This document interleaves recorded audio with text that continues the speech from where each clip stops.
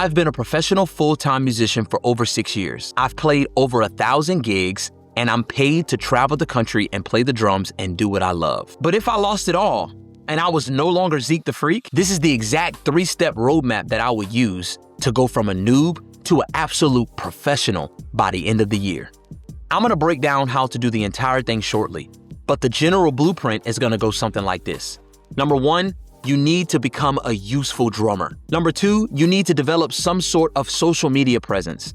And number 3, you need to acquire more skills than just playing the instrument that you play. I've been on every side of this journey. Broke, struggling to get gigs, not knowing when my next call is, to now getting so many calls that I have to say no because my calendar is so full. And the main reason why I was actually able to get so many of those results is because of the 3 steps that I'm getting ready to dive into today. So I know from experience, if you skip any of these 3 steps, the whole entire thing falls apart. If you would like to dig deeper and gain access to my career building framework that allow me to play over 1,000 gigs, as well as build pro-level chops and boost your skills and confidence behind the kit, then hit the link in the description to gain access. Either way, this roadmap is gonna put you ahead of 90% of drummers out here who don't know what to do.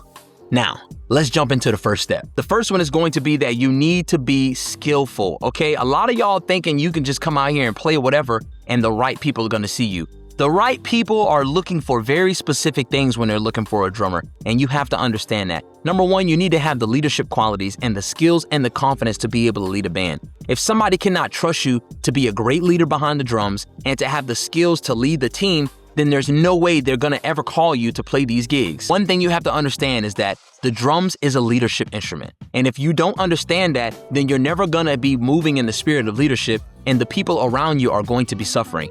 I heard a saying before, and I always stick by it. The band is only gonna be as good as its drummer. You can have an amazing singer, but if the drummer is not locking in that pocket and not leading the team effectively, it won't matter. So the drummer is the most important key to the band. I mean, let's keep it real. What do they call the seat that we sit on? They call it a throne, right? And who sits on thrones? I do not think that that is a coincidence. So if you don't understand that you need to be leading skillfully and you need to be leading confidently, then you're never gonna be able to give the bandmates that you deserve a good opportunity at having a good show. So when it comes to being skillful, keep in mind, you need to have some level of vocabulary. Your vocabulary needs to be set in, and you need to know what you're gonna play. A lot of y'all are just on the gigs guessing and don't know what to do, and we gotta stop that, because if you're guessing on the gig, then you're not playing confidently. So firstly, you need to understand that you need a good sounding vocabulary. Now, secondly, you're also gonna need some creativity. Okay, and when I say creativity, I don't just mean with chops, but if you're the type of drummer that's only playing the same drum fill over and over again, that means you lack creativity. And some people try to hide behind like, oh, I'm just staying in the pocket, I'm just doing it. But if you get to a high level, you'll start to realize that some people are hiding behind the saying, I just don't want to do too much. It's not about me, I need to stay in the pocket. And your playing is very boring. Okay, so now that's the first component. You need to have a sound vocabulary. You need to understand that you are a leader and that you are leading the band. And lastly, that first component also talks about how you need to understand that you need to have creativity. If you have no creativity, if you're lacking that, then you're holding back the band, and nobody's really gonna wanna take a chance on you if you're lacking creativity and you don't have that ear to understand how to enhance the music. The second component of being a useful drummer is going to consist of having live execution, okay? When it comes to playing live, a lot of people can blaze in the practice room and they know how to play the different chops and they know what to do in the practice room, but when the lights come on the stage and everybody's watching, that's when they freeze up. And that, my friend, is gonna keep you from playing gigs. If people find out that you're just an Instagram drummer and you can only deliver on Instagram and you can only deliver in the practice room whenever nobody's there, but when the stage lights come on, you cower down and you're not able to take care of business, I promise you, you're gonna take yourself out of the calling and you will not be getting called for gigs. So keep in mind, you have to be in a position where you can apply everything that you're practicing and everything that you're learning in the practice room to the stage and be able to execute it at the drop of a dime, because your retention and your ability to be able to play these things live with no mistakes is going to be the main reason why people call you, because of your efficiency. Being an efficient player, only having to be taught something once and being able to jump right in, those are the things that people pay attention to. And not just anybody, but the people that are in a position to hire you for a gig. They see those things and they want those things. So those are the two components of being skillful and actually being able to execute those skills on the stage. So if you don't have those things, then you are not a useful drummer. And you may be asking yourself, well, dang, Zyck, I'm behind. How do I get there? That is exactly why I created my program, The School of Chops, okay? And it is going to show you how to do all those things, how to play things on the fly, how to develop your skills and develop your confidence and develop your vocabulary and creativity behind the drums. And I created it for drummers just like you. So hit the link in the description so you can catch up and not fall behind and get those opportunities that we know you want. Let's move on to the second step. Step 2 is going to be building a social media presence. Now, unfortunately, this is where we are in 2026. Some of y'all are kind of upset, like, man, it sucks that now, you have to post on social media and you have to do this and you have to do that.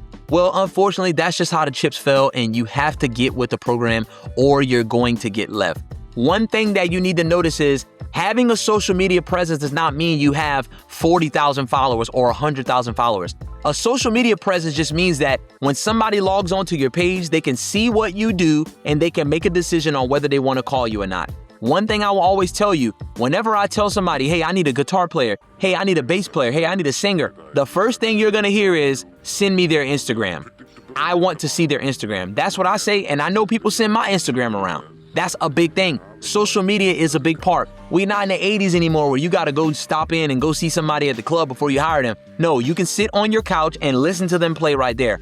But what if you don't have any videos on your Instagram page? What if you have no videos of you playing covers on YouTube? The chances of you getting the call over the person that has a bunch of videos are very, very, very slim. So you want to put yourself into having a social media presence. Notice I didn't say having a big social media following. I said having a social media presence. The people that are looking to hire you and looking to give you opportunities need to be able to see what you can do. If you are a jazz drummer, then you need to make sure that you are swinging on Instagram so the person that you want to call you can call you. But guess what? If you are a metal drummer, you swinging on Instagram is not necessarily going to help unless you're really good at swinging and you play that as well. Okay, but you want to be able to show people, this is what I do. Okay, now there are levels to it. You can get to the point where you have hundreds and thousands of followers and build up to that, but you don't absolutely need that. You just need to be able to show them what you can do and that you're proficient on your instrument and that you know what you're doing. These days, your social media is going to be your resume. Now, I know a lot of older people hate to hear that, like, that's not true, that's not true. But it is true. It's slowly becoming more and more and more true. You see people getting major gigs just from posting online more and more and more as we go along. Even before I had a social media presence, I was always just posting videos of me playing. Now, you don't have to post every single day, but you need to have some videos on there of you displaying how you play and what you're capable of so the people that are looking at you can make an executive decision and say, hey, I like so-and-so, I seen what they did, I'm gonna call them, I'm gonna book them, okay? And I think it's very, very important for you guys to keep in mind, when I say you're building a social media presence, that also ties in to being professional, okay? You don't wanna have some crazy stuff on there that is gonna deter people from wanting to call you. Maybe have some things on there that maybe aren't as classy and maybe put you in a light that you don't want to be shown in. It puts you in a negative light, okay? You want to make sure the things that you are posting on social media are appropriate and it shows people that you are ready for work. Now, if you're not willing to do that and you're only using social media just to have a good time or just to post yourself doing crazy things, then this may not be the best industry for you. But I can tell you right now, people are checking people's social media just for regular job interviews. Like if you wanted to go work somewhere for some corporate office, 9 times out of 10, they're gonna check to see what you're putting on your social media because that is a representation of you. So make sure you are representing yourself to the highest caliber. If you look at my social media, I don't post anything other than drums. That is what it's about, okay? I might scroll and check out some funny videos and stuff, but as far as me posting things about my personal life, posting things about, stuff that has nothing to do with music, I don't do that because my social media is strictly for people to see that I play the drums and that they can hire me if they need a high-level proficient drummer. If you can set yourself up to get in that mindset and begin to build that social media presence, posting maybe, once a week, maybe even going as far as posting once a month, just posting and having some stuff up there so people can check you out, know what you're about, and make the executive decision to hire you over the other guy that does not have a social media presence at all. Now, let's move on to the third and final step. The third and final step is going to be to acquire more skills than what you already have on your instrument. This is what's really gonna help to also promote number 1, making you useful. Okay, if you can just play drums and you only can play drums, then if they have to choose between you and a drummer that can run Ableton, they're probably going to choose the drummer that has more skills and can run Ableton. Okay, so put yourself in a position to be able to offer other things. Maybe you do social media, right? Maybe you also can run sound, okay? Maybe you know how to market to other people to push the band forward that you want to play with. different things like that. The more useful you are, the higher the chances of people calling you. Oh yeah, I'm gonna call Zyck because I know he can run Ableton. I know he knows about social media. I know he can help me promote my stuff. I know he knows some venue owners that he can talk to and get us in the door. These are the extra reasons and the cherries on top as to why they should call you. So not only are you an amazing player, but you can run Ableton. You got a great network. You can bring out a crowd whenever it's time for y'all to sell tickets, right? These are the things that people are going to be thinking about. And whenever they get a taste of you as a musician, number one, you're a great musician, and then they get a taste of all the extra stuff you can do, they are going to lock you in. They see you as valuable, okay? They see you as somebody that's like, okay, wow, I need this person on my team because they are an asset to my team, right? But if you are a liability, you're just a drummer and that's all you do, then how useful are you really to them? How can you contribute other than just playing the drums? Because I'll tell y'all right now, just being on stages is 20% of the gig. There's so many other moving parts that happen, and you have to be dependable, and you have to make sure people understand that you offer more than just the instrument you play. Not only are you a great instrumentalist, but you can do a multitude of other things. Also, keep in mind, the skills that you can acquire that are more than you just playing an instrument are totally unique to who you are. Okay, and you have to find out the skills that you have. How can the skills that I have developed throughout my life contribute to helping this artist or contribute to helping this band, right? Or contribute to helping this musical director? Just because you can't run Ableton doesn't mean all your chances are over, but there is something that you can probably do that may help. Some of y'all might can sing a little bit. People be wanting background singers all the time. Sometimes you'll see on the stage, the drummers playing and singing backgrounds. That's very, very, very important. Sometimes people need somebody that can actually create tracks and, create arrangements. If you can arrange, if you can program, that is going to help you as well. So not only can you play the drums, but you can program and arrange the entire show. That is going to get you in the door. So making yourself a little bit more marketable, guys. Making sure you have extra things other than just the drums. Because I'm going to tell you one thing, if you're only offering that you can play the drums, then people are going to overlook you, because there's going to be guys like myself coming up saying, well, man, I can play drums for you. I can sing backgrounds for you. I can lay down keys patches for you in the background if you need that. I can run Ableton for you if you need that. All these different things that I'm able to do and all these different skills that I have acquired that I'm able to contribute to the band is going to make them call me 2 times more than they're going to call somebody that only can play drums and that's all they can do, right?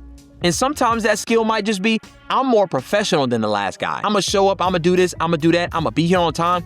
That might be the skill that you bring to the table. So don't get too caught up in thinking like, oh, I need more skills. I don't have any skills. Just look within yourself. Take a second and just look within yourself and say, hey man, these are the things that I can do. These are the things that I'm gonna let people know that I can do. Because whenever you're telling somebody, hey man, I want you to let me play drums for you, having something extra to offer is only gonna help you. Hey man, I wanna play drums for you, but I also wanna put your sessions together so we can run the tracks, in Ableton, or run the tracks in Logic so we can make everything sound more smoother. I can do that, right? The person will be like, oh, I always wanted to add that. Yeah, let's do it. Right? And they will never get rid of you. So y'all, with that being said, those are the 3 things that I would encourage you to do if you want to level up your ability to be able to play more. You have to be useful. It is only going to help you to develop a social media presence. Notice I said just presence, not a bazillion followers, but you need to have some sort of presence. And lastly, acquire those skills. If you can lock in and you can commit to doing those 3 things, I promise you, the calls will start coming from left and right, and people will be wanting to know who you are and how they can get to work with you because of the huge asset that you are. The last thing you want to be as a musician is a liability.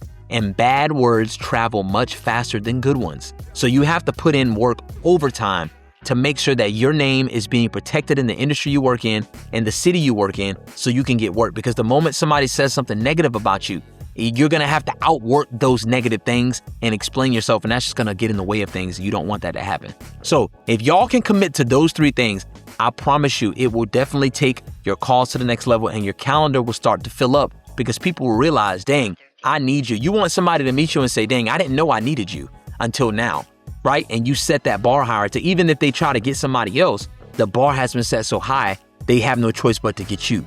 And your calendar will just be full, and it's a cycle. It's a snowball. As you keep going, it gets worse and worse and worse. I mean, not worse in a bad sense, but worse in a good sense, that people just keep calling you to the point where you're going to start getting right of refusal, which means, hey man, are you available for this week at this time? Yeah, I'm not, bro. I'm going to be at this place playing this gig, but please let me know about the next one, right? And that's exactly what you want. I know that's what you want. So with that being said, I appreciate you guys watching the video. If you would like to dig deeper on how I get more gigs and how I'm able to play with such skill and confidence behind the kit, hit the link in the description. You will not regret it. It will develop your playing, take you to the next level, and it will also multiply the gigs you are getting and put you in a position where your calendar is full. Love you guys. I will see y'all next time. Y'all be safe. God bless. Zyck the Freak out.